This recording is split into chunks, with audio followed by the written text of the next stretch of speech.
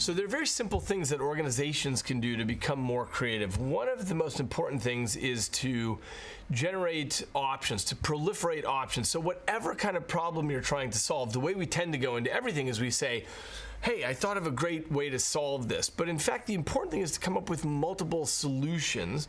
And not just multiple solutions, but also solutions that are at different distances from the standard. So something that's, a pretty good way to do it, all the way up to something that's completely wacky and everywhere in between. Why? It's because solutions that are too familiar tend not to catch on. Solutions that are total moonshots and too wacky tend to fail to find followers.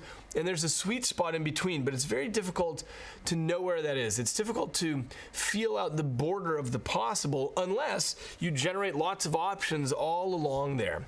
And this is a very useful habit for organizations to get into. And all good companies do this. They generate the new and improved version of what they're doing next, but they have, complete moonshots of the thing they're going to do in 5 years or 20 years and everywhere in between. So good companies do this kind of thing all the time, and it's very important.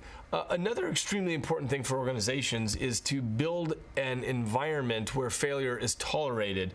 And I know that that sounds easier than it is to do. I live in Silicon Valley, and there the idea of failing is celebrated, and it's always talked about as this really wonderful thing, and that's great. But even there, I see that it's hard for organizations to really accept it because nobody wants to accept it. But it turns out it is a critical part of running a good organization. You have to try ideas with a full heart, and then you see where that goes. That's the only way you're going to know.